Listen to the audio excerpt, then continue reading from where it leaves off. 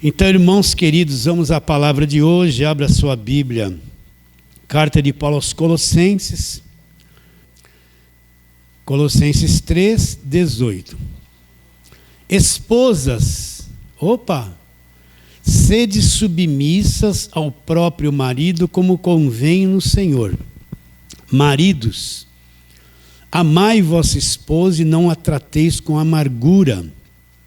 Filhos, em tudo obedecei a vossos pais, pois fazê-lo é grato diante do Senhor. Pais, não irriteis os vossos filhos, para que não fiquem desanimados. Servos, que são os patrões, aliás, os empregados, obedecei em tudo ao vosso Senhor segundo a carne, não servindo apenas sob vigilância, visando tão somente agradar homens, mas em singeleza de coração, temendo ao Senhor. E tudo quanto fizerdes, fazei de todo o coração, como para o Senhor, não para homens, cientes de que recebereis do Senhor a recompensa da herança. A Cristo, o Senhor, é que estáis servindo, pois aquele que faz justiça receberá em troco a injustiça feita. E nisso não há acepção de pessoas. Senhores, que são os patrões, tratai os servos com justiça e equidade, certo de que também vos tendes um Senhor no céu. Ele entra na família, que é uma coisa muito importante. E ele vai mostrar um princípio que Deus estabeleceu para a família. Então, Deus não está favorecendo o homem como se o homem fosse melhor que a mulher. Deus não está favorecendo a mulher como se a mulher fosse melhor que o homem. Não. Deus não está inferiorizando a mulher em alguma coisa e nem exaltando o homem em outra. Deus sabe que nós somos estragados. Dois super estragados se apaixonam, né? Estou apaixonado, apaixonada, né? Só que tem dois monstros ali escondidos. Eles só vê a aparência. Ela parece bonitona, fez aqueles cílios postiços assim, quando ela pisca assim, faz assim, né? Parece uma borboleta, né? Ele malhou lá, chega lá saradão, né? Dois lindos, mas o monstro está lá dentro. O monstro está lá dentro.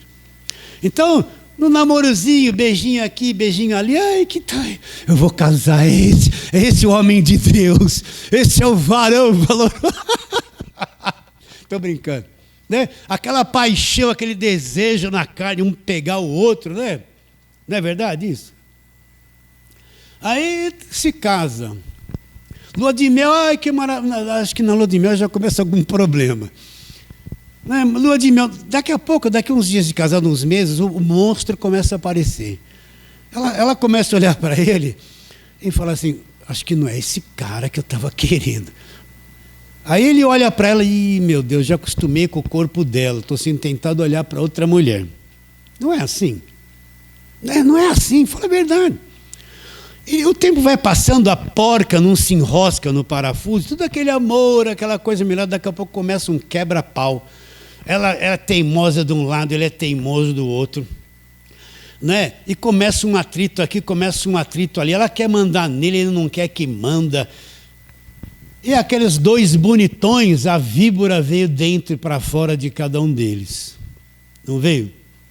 Em pouco tempo de casado, alguns meses, começa uma encrenca, uma discórdia, aquela coisa doce de lua de mel, aí ela vai deitar, deita com o bumbum para um lado, ele bumbum para o outro, não quer nem se encostar, né? E começa, ela chega para a mãe, não é possível, mãe, eu quero ir na casa da senhora, mas ele não quer me levar, mãe. A mãe vai dizer assim, não, esse cara não é muito bom, filho, não deixa, briga com ele, você tem que vir em casa, né?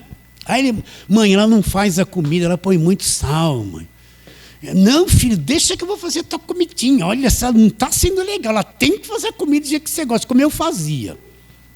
Né? Não começa toda aquela encrenca. Aí os dois estão naquela encrenca toda, estou grávida. Aí nasce a víborazinha, aquela criancinha bonita. Os dois já estão meio endiabrados um com o outro. todo aquele fogo pentecostal da paixão do amor, já está indo pelo ralo. Aí nasce uma criança. Começa a tomar o tempo dos dois, a mulher se fecha para o marido chega em casa, uma paixão à flor da pele, a mulher está com aquela criança e chora, e desarrumada, benzinho, não. Aí começa outra fase da encrenca, né? Não é assim? Não é? Conforme o tempo vai passando, um começa a guardar um rancor contra o outro, e aquela contra, aí começa e vem a criança e tal, e da criança vai crescendo, não quer obedecer, começa um atrito. Aí você olha os casaizinhos com filhos novos, eles estão na rua assim, você já olha a cara dele, já não está muito legal, e ela está meio assim, olhando para cá, meio atravessada com ele, e a criança gritando, as víboras estão tudo por dentro assim. E você vê quanta destruição, não leve a mal que eu estou falando isso meio brincando, quanta destruição na família, quanta separação, quanto filho atrapalhado, quanta mulher atrapalhada, quanto crente atrapalhado. Então tudo na igreja, oh, glória, aleluia, aleluia, Jesus, rabababalababambarababá, né?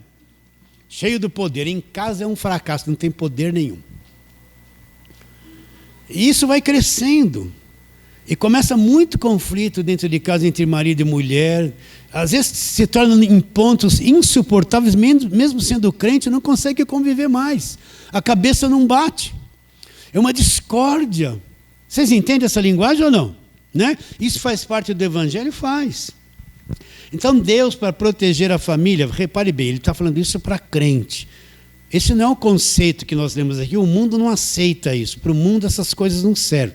Mas é para o crente, aquele que é salvo, que tem a graça de Deus no coração, que está tendo entendimento. Então, para a proteção da família, tanto do marido quanto da esposa e dos filhos, Deus estabeleceu um princípio para a família ter um objetivo. Geralmente o crente quer, eu quero poder para isso, eu quero poder para aquilo, eu quero prosperar. Mas um dos primeiros objetivos que você sendo casado, você tem que ter: eu quero ser uma esposa realmente verdadeira da Bíblia. Eu quero ser um marido realmente verdadeiro do Evangelho. Tenho que ter esse objetivo. Porque se eu não tivesse objetivo, fico buscando tanta coisa fora, e meu casamento tudo confuso, atrapalhado, o que adianta? Vai tudo à falência, mesmo tendo muito dinheiro. Então Deus, para proteger a família, ele entendendo que aquele que foi despertado no Evangelho, ele tem ali o Espírito, e o Espírito vai começar a levar ele a uma compreensão do Evangelho. E mais cedo ou mais tarde ele vai se deparar com tudo isso que a família é. Então Deus estabeleceu um princípio. Vamos começar agora falando deles. Primeiro ele começa a falar da esposa. Deus vai inferiorizar a esposa? Deus vai tirar o valor da esposa? Não, irmãos. Isso é para a proteção da mulher, para a segurança da mulher. Então Deus diz, verso 18: esposas, sede submissas ao próprio marido, como convém ao Senhor. O que é essa submissão? Ela é uma escrava do marido? Não. Ela não é uma escrava do marido. Então o marido, bom, agora eu sou bom. Esposa, faz tudo o que eu quero? Não. Mas ela tem que encontrar no marido uma liderança, onde ela possa se apoiar, se segurar, encontrar segurança, encontrar consolo. Ela tem que procurar isso no marido. Então Deus deu a ela uma submissão. E eu estava pensando, Deus, mas no princípio, o Senhor não disse para eles a mulher ser submissa ao marido?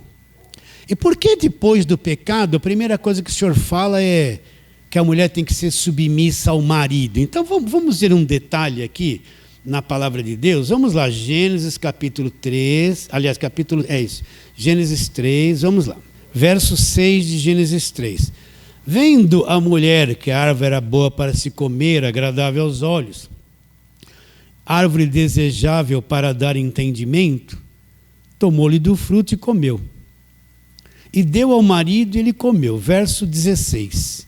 E a mulher disse: multiplicarei sobremodo os sofrimentos da tua gravidez, em meio a dores darás à luz filhos. Olha lá, Deus já põe aqui um princípio: o teu desejo será para o teu marido e ele te governará. Fiquei pensando, mas por que o Senhor pôs a mulher debaixo do governo do marido? E me veio a seguinte inspiração. A gente pensa que Gênesis é um livro cronometrado. Hoje aconteceu isso, amanhã aconteceu aquilo, e depois aconteceu aquilo. Não, de um versículo para o outro pode ter demorado um bom tempo para acontecer. Gênesis foi escrito por Moisés muitos anos depois, por inspiração. Então, Deus me fez entender o seguinte: quem comeu primeiro do fruto? Foi o homem ou foi a mulher? Foi a mulher. Então, quando ela comeu e engoliu, ela morreu primeiro que Adão. Ela morreu. Ela se tornou estragada e destruída antes do homem. Lendo aquele versículo aí, dá a entender que os dois estão de bracinho assim juntinho, né? Dando uns beijinhos, né? E ela fala assim, vou comer do fruto. Aí a serpente vem, bate um papo com ela, e Adão tá assim, jururu, procurando uma estrelinha, um passarinho voando, não está nem sabendo. A gente pensa que os dois estão de bracinho dado, a mulher batendo papo com a serpente, foi lá e comeu e já pôs na boquinha dele. Entre esse acontecimento pode ter se passado dias. A mulher comeu do fruto, ela morreu, ela se tornou pecadora antes dele. Ficou destruída antes dele. E quanto tempo pode ter levado para ela ter dado para o marido? Se ela levou 2, 3 dias para dar o fruto para o marido e ele aceitar comer, ela ficou 2, 3 dias morta, estragada, e ele ainda num estado sem pecado. Ela foi destruída, a mulher foi destruída antes do homem. Ela foi invadida pelo mal antes do homem, ela foi sabotada antes do homem. Ela experimentou a morte espiritual antes do homem. Que estado ela estava quando Adão comeu do fruto? Vocês estão entendendo o que eu estou dizendo ou não? Ela morreu antes. Ela sofreu um dano que Adão ainda não havia sofrido. A estrutura de mulher dela foi totalmente degradada pelo pecado. O que ela se tornou antes dele? Estou começando a entender porque Deus está dando liderança para o homem. Agora, nós vamos voltar em Gênesis 3. Agora vamos lá para a primeira carta de Paulo a Timóteo.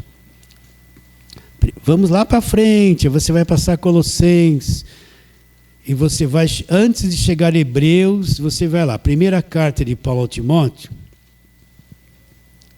capítulo número 2. Vamos ler uma coisa importante aqui. O bom era ler desde do 8, mas vamos ler só o verso 14. Primeira carta de Paulo a Timóteo, 2,14. Olha que Paulo fala, Paulo teve revelação do Evangelho da Graça. No verso 14 de 1 Timóteo 2, acompanhe. E Adão não foi iludido, mas a mulher, sendo enganada, caiu em transgressão. Então, o que Paulo teve de revelação de Gênesis 3 que nós estamos falando? Falando que Adão não caiu na conversa do diabo. Adão não foi iludido pela conversa na serpente. Isso abre um espaço aí. Por quê? Quanto tempo a mulher ficou naquele estado de pecado antes de Adão se tornar pecador como ela? Aí nós começamos a entender. Adão não foi enganado. Então, como que ele comeu do fruto? Talvez induzido de tanto que ela tenha insistido para que ele comesse, mas ele não foi enganado pela serpente, que é o diabo. Ele foi enganado, a mulher foi enganada, mas ele não foi iludido, ele não caiu na conversa da serpente, ele caiu na conversa da mulher. Então, o que acontece? Por ela ter sofrido esse dano antes, vai saber o que mudou na mulher. Então, o próprio Deus disse para a mulher, no capítulo 16, o teu desejo, mulher, vai ser para o teu marido, o teu marido vai te governar. Ele pôs o marido como um governo na vida dela. Por quê? Para proteger. A gente não sabe o estado de destruição que ela sofreu. E o tempo que ela passou sendo pecadora e ele não. Então, para preservar, para a mulher ter segurança, Deus deu uma liderança para a mulher, que é o marido. Vocês estão entendendo? Mulher é toda emoção. Marido é razão. Você pode ver que a mulher vê uma coisa, que legal. Ela consegue ver 100 coisas ao mesmo tempo e gostar de todas e não comprar todas ao mesmo tempo. Ela fica assim, ó. O homem não é isso, é aquilo, acabou. Não é? A mulher flutua nos sentimentos. Ai, que lindo. Uma vírgula aqui, outra vírgula aqui, estica aqui. O homem, qualquer jeito, tá bom, não pinta a unha. Bom, tem um monte de homem vaidoso agora, fica se esticando, né? Mas o homem que é homem permanece daquele mesmo jeito. Não precisa pintar a unha, né? Nem do pé, não precisa fazer sobrancelha. Precisa ou não precisa? Né? Tem homem que põe aquela sobrancelha, é uma pintura, né? Arranca dele. Pelo amor de Deus, né? Se quiser fazer isso, faça. Mas mulher é um teclado. Cada hora está numa nota. O homem é só tom, tom, tom, não sai do tom. Porque é razão. Então, para proteger a mulher, Deus deu a liderança da família para o homem. Mulheres sejam submissas aos seus próprios maridos. Vocês estão entendendo isso ou não? Isso é evangelho da graça de Deus. Vamos agora trabalhar nisso aqui, em Efésios capítulo número 5. Volta lá, você está em 1ª e 2ª Timóteo, vai voltando da Efésios. Vamos ver aqui o que Paulo ensina a respeito disso. Duas coisas que o pastor atualmente faz mais ir no cemitério fazer velório. Mas outra também fazer casamento. Esse é um texto de casamento para ensinar o casalzinho novo, né? Então, Efésios capítulo 5, vamos ler a partir do verso 22 e trabalhar nessas coisas aqui. Efésios 5, 22. As mulheres sejam submissas ao próprio marido como ao Senhor. Então, o que Deus pede para a mulher? Presta atenção. Às vezes a mulher, eu quero fazer tudo que Deus, eu sou tua serva. Eu quero me submeter a Deus. Eu quero fazer tudo que Deus quer. Eu sou submissa a Deus. Mas quando chega para o marido, ela é uma capeta para o marido. Ela não é? Então, o que Paulo está dizendo? Olha, essa mesma forma que você quer ser submissa a Deus, primeiro você tem que ser submissa ao seu marido, está sujeita a ele. Como é que a mulher pode ser submissa a Deus, desprezando uma autoridade que o Deus pôs sobre a vida dela, que é marido dela? Então você vê um monte de mulher querendo se consagrar a Deus, mas é totalmente contra o marido, não se submete ao marido em nada. Sabe o que vai dar no coração dessa mulher? Essa mulher vai ser angustiada, insegura, conflitante, em depressão, porque rejeita aquilo que Deus pôs sobre ela, que é a autoridade do marido. Ela quer Deus, mas na mesma medida que ela tem que se submeter a Deus, Deus falou, se submeta assim ao seu próprio marido, em tudo seja submisso. Então quer dizer, tudo que o marido falar tem que obedecer como uma escrava? Não. Nós vamos falar do homem já. Mas é cabível a mulher ser submissa ao marido. Presta atenção. A sociedade de hoje não vai aceitar isso, mas a mulher não foi feita para mandar no marido, escravizar o marido e submeter ao marido a autoridade dela, porque ela tem uma conjuntura emocional diferente do marido.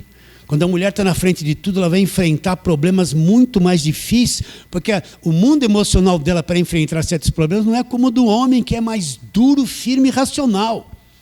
Então você vê um monte de esposas que são de Deus, mas em depressão e confusão. Por quê? Quando você vai ver o ponto central, rejeita o marido, não se submete a ele a nada. Eu estou falando do marido cristão, tá? Marido cristão.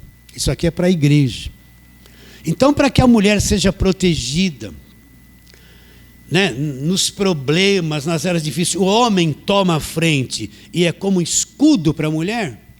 Porque tem coisa que o homem tem que tomar a frente, não a mulher, para trazer proteção para a mulher e para a família. Então, quando a esposa se submete, ela deixa o marido resolver de acordo com a autoridade que Deus deu para ele. E o marido se torna um escudo para a mulher. Entendeu? Se torna um lugar de proteção para a mulher. Então, a mulher que é sábia, que conhece o evangelho e aprende, veja bem, se submeter ao marido não é uma questão assim, a partir de hoje, benzinho, vou me submeter. Não vai, a víbora está aí. Fazer morrer a vossa natureza terrena. Então é um trabalho. A mulher quer ser uma mulher consagrada a Deus. Não adianta ir lá na reunião das mulheres, aleluia, glória a Deus, receba. Tudo isso é besteira. Se ela chega em casa e nega tudo que a palavra de Deus diz, é uma insubordinada, não tem poder nenhum no que ela fala. Você vê um monte de missionária, mulher pregadora, que fala de família, nem casada é, não sabe que é ter um marido, não sabe nada, não tem nenhuma autoridade para falar de família, fica revelando, atrapalhando a vida dos outros. Não sabe nada. Às vezes a mulher quer ser mulher de oração e tal, mas é insubmissa ao marido. Que autoridade ela tem na oração que ela faz? Deus vai ouvir? Vai.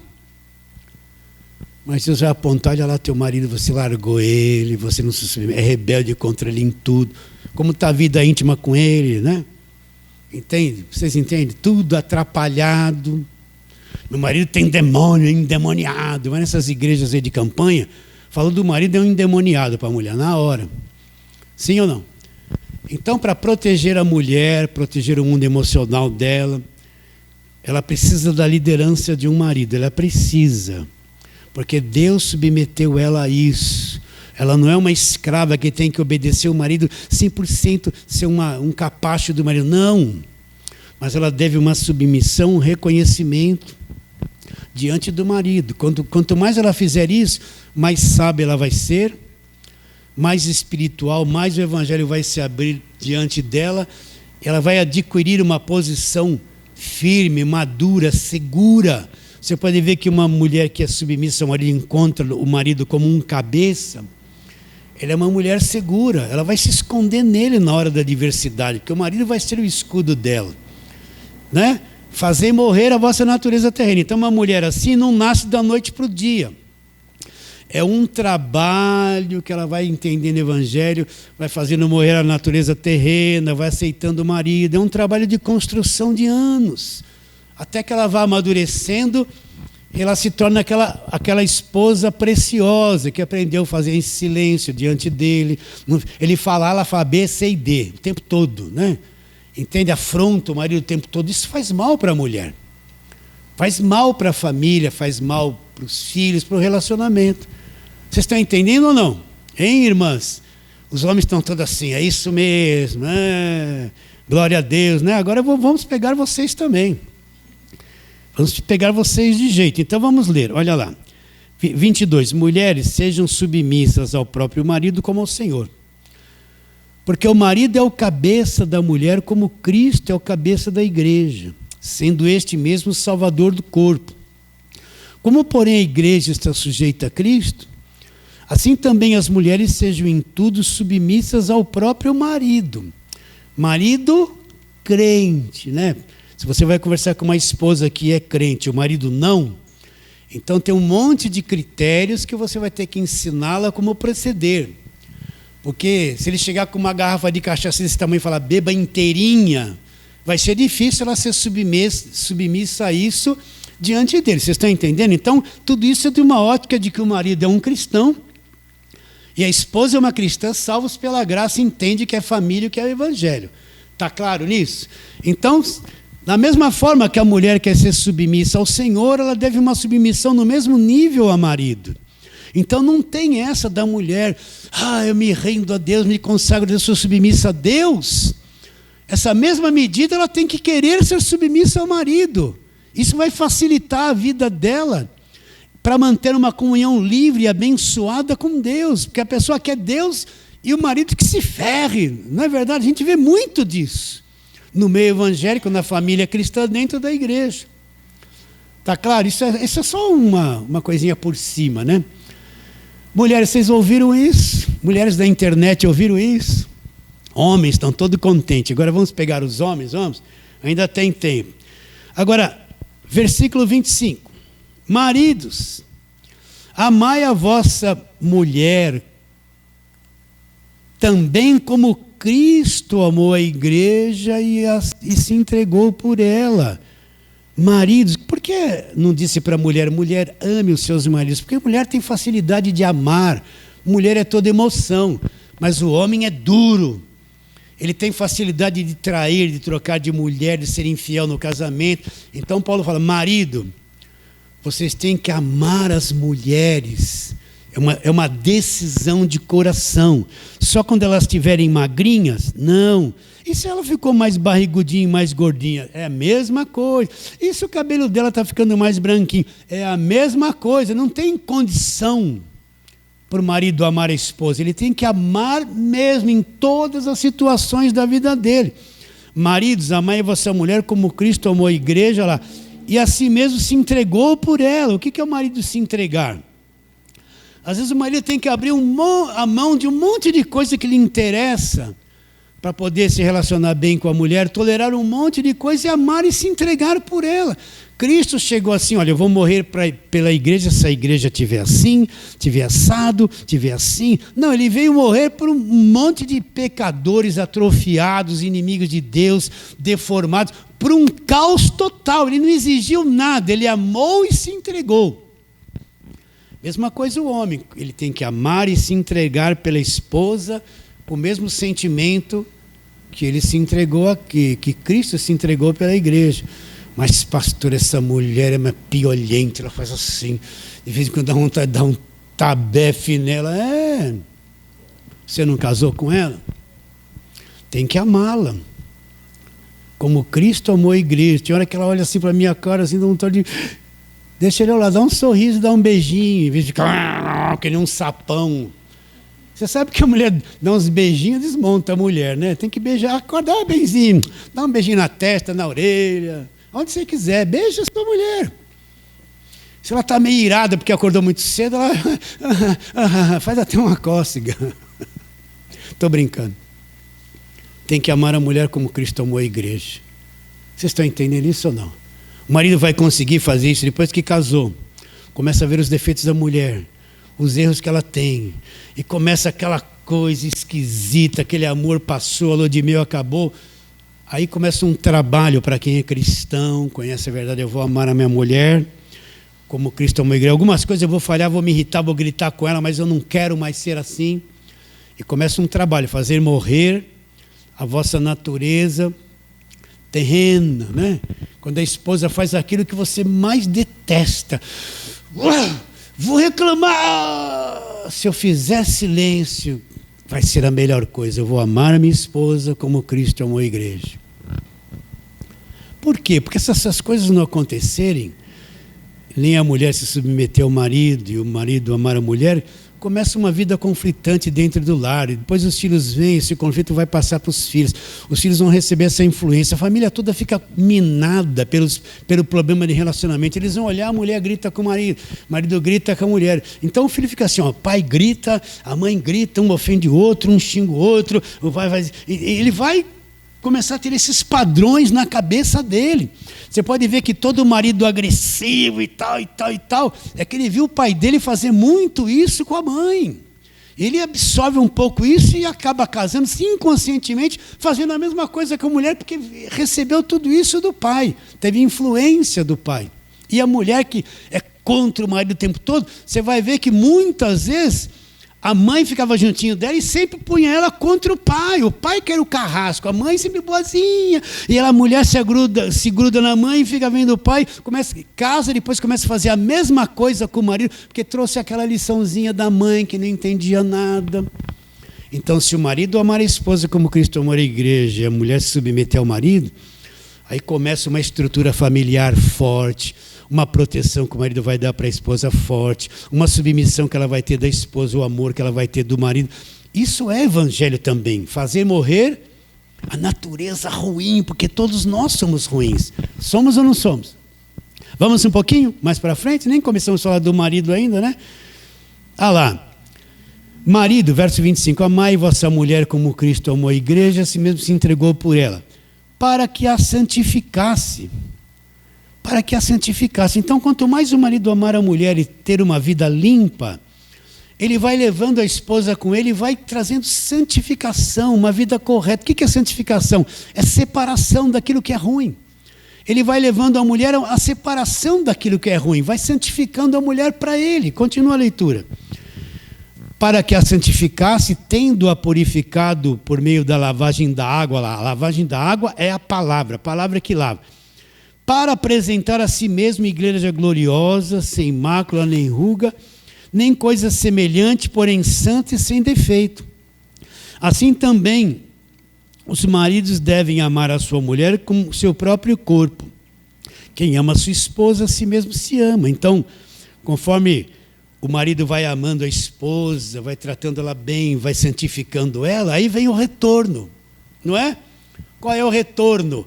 O retorno que ele vai apresentar ela para ele. Uma mulher limpa, santa, agradável. Então, quanto mais o marido ama a esposa, ele está amando a si mesmo. Por quê? Porque uma esposa amada, trabalhada pelo marido e tal, e tal, e tal, é um retorno. Ele vai apresentar ela para si limpa, santa. Entende isso? Então, é um retorno. Quanto mais ele amar a mulher, fazer o trabalho dele de cabeça, de líder, ser firme, né? O problema é que muitas vezes o homem não é muito firme. É meio assim, né? Tem que ser firme, o homem de Deus firme. Entendeu? Sou marido firme. Você dá a moleza para a esposa, ela pensa que ela manda. Mas na hora da batalha o marido está ali segurando tudo. Aí ela vem e encontra a segurança no marido. Então quando o marido investe na esposa, vem o retorno para ele. Ele vai apresentar ela para si mesmo, uma esposa abençoada, sem mancha. Vocês estão entendendo? É o dar e o receber. Essa é a nossa função. E depois tem outra. O amor não é só uma coisa do sexo da carne. É a amizade, o companheirismo de anos, a convivência, o relacionamento. Um vai cedendo aqui, outro vai cedendo ali. Eu já descobri que quanto mais você ceder é melhor. Quanto mais você não quiser ter razão e só você que acha, é melhor. Tanto para a mulher quanto o marido. E quando a batalha vem, o homem toma a frente, porque tem certas coisas na família que só o homem pode enfrentar e lutar e fazer. A mulher não vai fazer e lutar. Em compensação, tem outras coisas que compete à mulher fazer e não ao homem. Então a gente vai se encontrando no amor e na submissão. No amor, e Deus vai mudando a gente por dentro, mudando a mente da gente, como eu estava dizendo, não é só um relacionamento físico. Você passa a ter aquela amizade, aquela comunhão espiritual, conhecer a esposa, e depois de uns anos a coisa vai se encaixando, vai se aperfeiçoando, já não tem mais necessidade de impor nada, automaticamente, espontaneamente, a mulher vai se submetendo, o marido vai amando, vocês estão entendendo? E vão se tornando aqueles dois velhinhos em paz, né? De vez em quando a víborazinha vem, mas já está bem mais mansa. Fazer morrer a vossa natureza terrena. A nossa natureza terrena é uma inimizade, você já sabe disso, é uma coisa ruim, que tem que ser trabalhada para que a família tenha segurança. Vamos ler mais um pouquinho? Olha lá. 28. Assim também os maridos devem amar a sua própria mulher como a seu próprio corpo. Você não cuida do seu corpo, não trata, não alimenta, então tem que fazer a mesma coisa com a esposa. Quem ama a esposa, a si mesmo se ama. Então quem ama a esposa está amando-se a si mesmo, porque o retorno do amor por ela vem para você, dela para você. Olha lá, porque ninguém jamais odiou a sua própria carne. Antes a alimenta e dela cuida, como também Cristo faz com a igreja, porque somos membros do seu corpo. Eis porque deixará o homem seu pai e a sua mãe, e se unirá à sua mulher, e já não serão mais dois, olha lá, e se tornarão os dois uma só carne. Então, quando existe o casamento, deixa pai e mãe, vai se unir à mulher, então vocês vão se tornar uma só carne, como se fosse um. Imagine uma só carne se odiando, se conflitando, a dificuldade que existe. Por isso que ele não entende esses princípios, mesmo sendo crente, casa não dá certo, é uma encrenca só, não tem nenhum padrão de família, conflito aqui, conflito ali, desobediência isso, desobediência daquilo, rebelião um contra o outro, traição, coisa errada, ofensa, gritaria, bate-boca. Quanto mais a nossa vida estiver limpa dessas coisas, melhor vai ser o nosso relacionamento. Relacionamento com o outro, nós vamos desfrutar dias de família, de casamento felizes. Está entendendo isso? Vamos um pouco para frente, volta lá, eu tenho que correr, já passou o tempo. Colossenses, né? Está em Efésios, vai para frente, Colossenses. Vamos ler. Aí vai para os filhos, ó. Verso 19. Maridos, amai vossa esposa e não a trateis com amargura. Aí vem os filhos agora. Filhos, em tudo obedecer aos vossos pais, pois fazê-los é grato diante do Senhor. A gente tem os filhos, eles são pequenininhos, a gente tem uma boa intenção com todos eles, um plano para eles. Mas quando eles vão crescendo, às vezes eles não são aquilo que a gente queria que fosse. A gente gostaria que fosse assim, assim, assim. E a coisa que vem quando ele vai crescendo é totalmente ao contrário. Tem muito de pais que trouxeram as crianças na igreja. 3 anos, 4, 5, 8, 9, 10, 11. Aí começa a ter problema. Ai, meu filhinho vai na igreja, já é salvo. Já é de Jesus. Ai, meus filhos são uma bênção. Aí começa a crescer, vai entrando na adolescência, daqui a pouco ele quer fazer coisa fora da igreja. Começa a pegar amizade fora da igreja, que é normal. Frequentar a escola que tem gente que não tem o mesmo pensamento da igreja. Aí ele quer se integrar nas pessoas da idade dele e sair daquele mundinho. Aí o pai e a mãe começam a entrar em conflito. Meu Deus, meu filho quer assistir alguém que canta. Meu Deus, meu filho, ele nasceu na igreja. Começa aquela guerra. A igreja começa a ser uma coisa insuportável, dependendo da igreja que está. Não pode isso, não pode aquilo, não pode. Quer até controlar a roupa. Imagine uma jovem adolescente que nem crente foi criada dentro da igreja. Está numa igreja que existe, que só põe a saia. Ela vai na escola, é discriminada que só anda com saia. Vai trabalhar, é discriminada que só anda com saia. Não pode cortar o cabelo. Começa a ser discriminada. Vai começar a odiar. Por quê? Porque está debaixo de uma lei terrível. Os pais não entendem que ela precisa se converter, mesmo vivendo dentro da igreja. Começa um problema entre pais, filhos, relacionamento. E um monte de gente que nasceu na igreja, cresceu na igreja, cai no mundão e vai provar tudo que é errado. Porque nunca nasceu de novo e não tem como obedecer aos pais. Vocês estão entendendo isso ou não? Sim ou não? Então, aquela esperança que o filhinho seria um santinho. Uns dão certo, uma minoria, mas outros, a maior parte. Aqui, quando começamos a igreja, 22 anos atrás, nós tínhamos uma enorme mocidade. Muita gente, a gente fazia aqueles programas de criança, eles se vestiam de palhaço, brincavam. Nesses anos todos, eu procuro aqueles que estiveram comigo quando tinham os seus 14, 15, 16, 17. Procuro todos eles. Aonde estão? Se você encontrar 1 ou 2 que ficaram na igreja, é muito. O resto descambou tudo. Se entregaram a tudo. Eu encontro alguns deles, quando eles me veem, tem até vergonha. Falam, meu irmão, não se sinta culpado de nada por estar me vendo, não. Vai chegar a hora que você vai... Tudo aquilo que foi plantado ali, Deus vai te chamar. Mas a maior parte descambou, nem na igreja ficou. Então, os filhos... Eles não vão ser aquilo que a gente quer. Não põe um teu plano em cima dos filhos. Eles vão ser o que eles são. Você só ora, entrega eles na mão de Deus. E no tempo certo, ele vai ter um chamamento de Deus. Deixa ele, solta ele. Não faz da tua casa um inferno cheio de regras. O filho não é convertido. A mãe e o pai não entendem isso. Aí começa a pôr um monte de regras. Não pode isso, não pode aquilo, não pode aqui, você tem que estar na igreja. Começa a ficar insuportável o relacionamento do pai com os filhos, porque o filho foi na igreja um pouco, mas não sabe nada do evangelho, não tem a nova natureza, não tem como obedecer à exigência do pai e da mãe. E os pais são rígidos, primeira chance que ele der, ele vai cair no mundão, porque não aguenta os pais.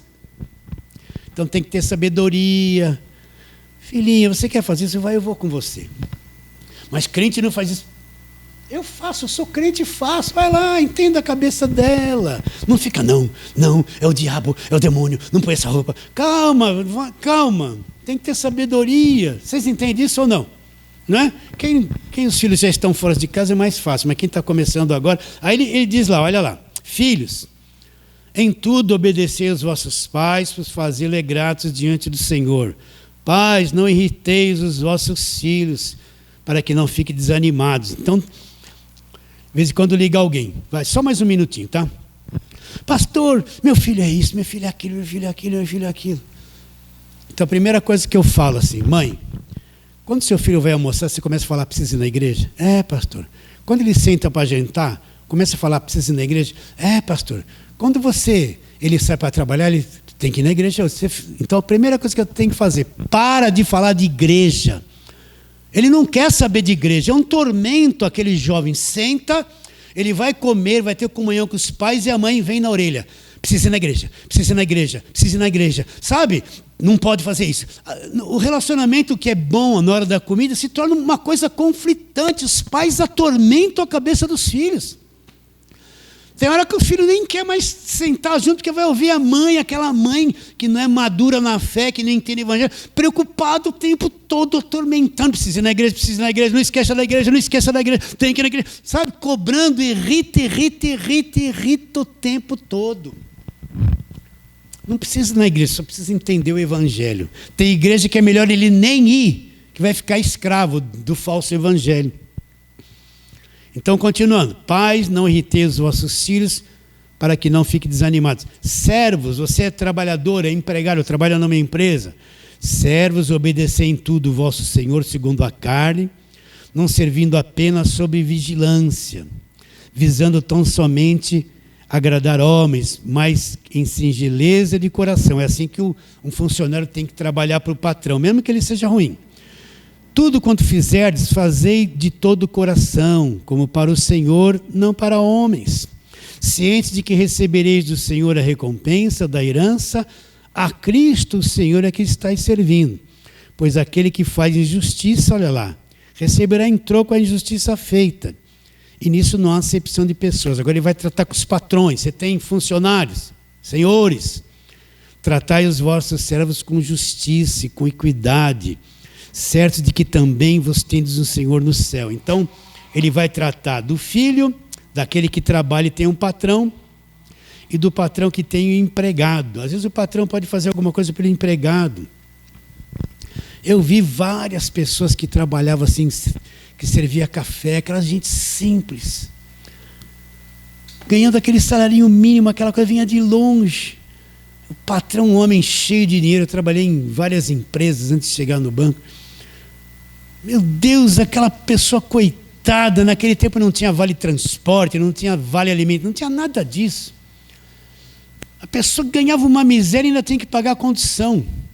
Nunca favoreceu aquela coitadinha, aquela mulher simples, dá um dinheirinho a mais, favorecer, sempre com aquela dureza, cheio de dinheiro, ruim toda a vida, né? Eu, quando trabalhava, a primeira empresa que eu trabalhei era uma empresa de importação e exportação de algodão. O dono era um japonês. Eu era um funcionário rebelde. Eu via aquele japonês com uma raiva, fazia tudo mal feito, né?